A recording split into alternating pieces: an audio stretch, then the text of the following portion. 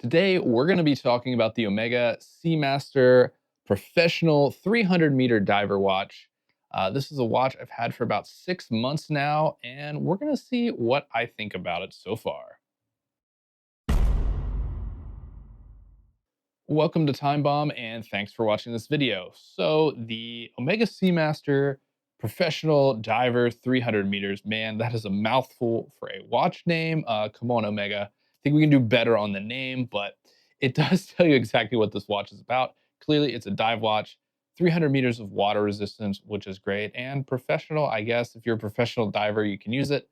I'm not a professional diver, but I do like the way dive watches look and feel. They are kind of my preferred style of watch, I guess you could say. So I've had this watch for just about 6 months now. Got it at the beginning of summer, and I wanted a dive watch that would kind of carry me through summer, be more casual to wear, and something that could just easily go with me pretty much anything I'm doing in the summer. And this is definitely the watch that does that super well. So personally, for me, this is my favorite dive watch currently on the market right now. I've tried on a lot of dive watches from different brands. I've tried on from tags to Rolexes to what else? Tudors. We've tried on all these brands, but I keep coming back to this Omega Seamaster. And luckily enough, my AD was actually having a sale on them, and I was able to get this guy under retail, brand new, which is awesome. Omega really doesn't like to do sales anymore, so getting this for a great price is even better. So, what do I like about this watch? Well, there is a lot to like. The case, first of all, it is the perfect size for me. I've had some other watches that are a little bit smaller, and specifically with this on a strap. I think case size can be different if you're wearing on a bracelet or if you're wearing it on straps.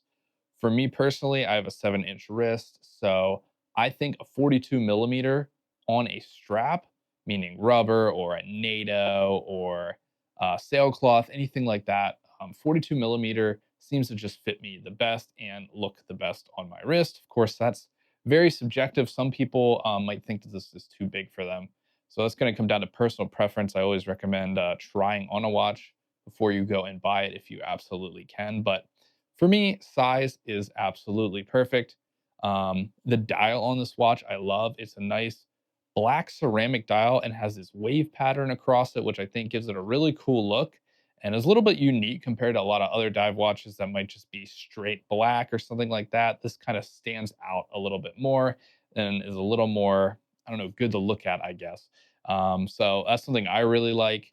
And of course, it has a very nice ceramic insert on the bezel too. Sometimes it can maybe look a little blingy, but I would say outside of like the AD lights that are like massive and super reflective, I think the bezel looks really great. And overall, it's just a great looking watch. Um, Obviously, some people might not think that. I don't know.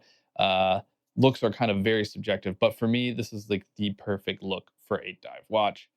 And something I really do like about this watch is they have a lot of options in terms of what you can put on this. You can get it on the bracelet, you can get it on a rubber strap. I went for the rubber strap because I already have some other watches kind of dedicated to bracelets. So I was really looking for a watch that could do all kinds of straps. And I got to say, the rubber strap that Omega makes is amazing. It is the best rubber strap I've ever worn for sure. And they do have two kinds. Now, typically it's going to come on the tang buckle, super, super comfortable, nice and light. And then you can buy an aftermarket deployant clasp. But personally, for me, I don't see a reason to do that. The tang buckle is plenty good for me. And the rubber strap, like I said, it is so uncomfortable. It has a little texture on the inside, which just makes it really nice against your wrist. It doesn't get like sweaty or anything for me. Like I've really never had an issue with the strap. Another good thing about the rubber strap is it goes all the way to the case, right through the lugs, so there's no gap. Which that's kind of a pet peeve I've always had on some other rubber straps is they leave a gap. Sometimes you can get aftermarket straps that don't do that, but Omega, right from the factory, no gap, and it just looks like one seamless watch, which is really, really awesome. Just adds to it even more. Another great thing about this watch is the movement. Of course, you're getting that Omega coaxial movement, which they recommend 10 years service intervals with it, which is great. It is COSC and METAS certified. It is, of course, anti-magnetic to 15,000 Gauss. Um, shock resistant. It's got 55-hour power reserve, I believe. Super accurate to 0 to +5 seconds per day. Super accurate, super anti-magnetic. And the finishing on this movement is really, really good for something in this price range. I do prefer open case back watches, especially when they have nice movements, and this one does. And like honestly, just the finishing, I'm just surprised. Most watches in this price range, they don't even let you look at the movement. If you're getting something like a Rolex Submariner, for instance, Rolex, not known for finishing on the movements, you're not getting that open case back where you can see the movement. I don't know, and maybe it's just a personal thing for me, but I love when you can see the inner workings of the watch, and yeah, just really impressed by this movement. Super accurate, like I said. Um, the 55-hour power reserve, it could be more. For me, it doesn't really matter. I'm the kind of person that I wear a different watch just about every day. So I'm always having to wind my watches all the time.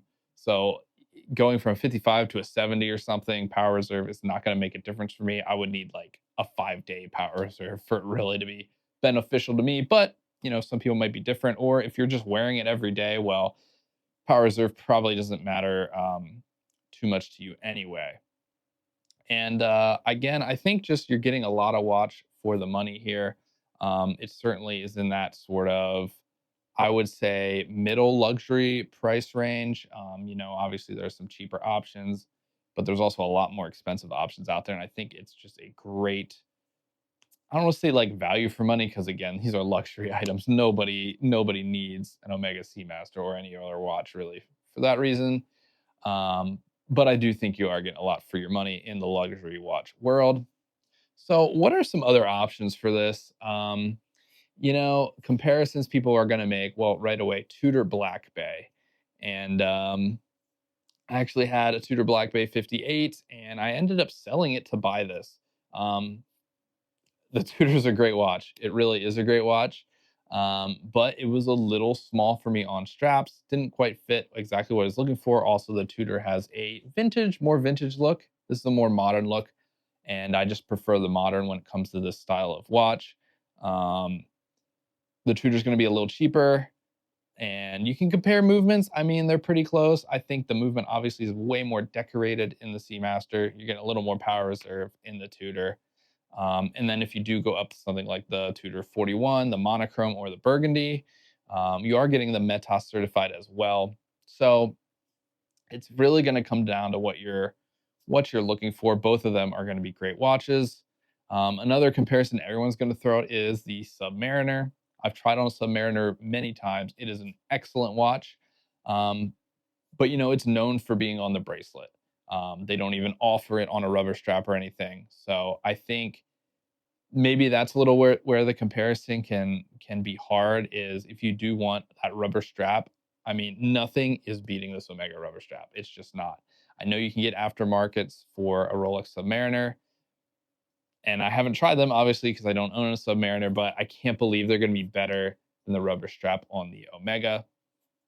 But those are probably going to be the two watches most people compare to the Seamaster. Like I said, I do believe it is the best dive watch currently. But is it all good? Are there any downsides for me owning this for 6 months? I can honestly say, wearing it day to day, it's been great, super comfortable, um, been very accurate. I haven't had any issues internally or anything besides like minor scratches from wear and tear. But that's part of why I like the rubber strap. The rubber strap, you don't have to worry about banging a bracelet on. But if I do have to give some downsides, let's think about this. One, helium escape valve, right? Sticks out like a sore thumb. A lot of people hate it. I don't mind it personally. I think it's kind of the design language of the Omega Seamaster. They've all had this dating back to the much older models. They've had a helium escape valve. Could they shrink it down a little bit? Yeah, sure. But at the end of the day, it doesn't bother me at all. I don't care about it. So that's just a choice you have to make for yourself. Something else is the bezel action on this is not the best. And pretty much everybody says that, and I agree with them. It's just the ridges on the bezel are kind of hard to grip. I mean, it works fine. You're just going to have to take a little extra time to kind of grip it with your fingers before you can use it. So, a little bit of a downside there. And another downside I would say is the bracelet for this. Um, like I said, I think it's good that they offer a bracelet and a rubber strap. Um, but the bracelet, it's a little chunky in my opinion. It doesn't taper at all, and I think it just has a very sort of old school like 90s look. So definitely not the best bracelet in the world, but there are a lot of other options for bracelets. I'm considering maybe getting an aftermarket bracelet for this, just because I'm not a huge fan of the stock Omega one. But anyway, that's what I think of the Omega Seamaster. Like I said, 6 months of use. It's been great for me and is definitely my favorite dive watch. So let me know what you think of this watch down in the comments. If you enjoyed the video, please like, comment, and subscribe, and I'll catch you in the next one.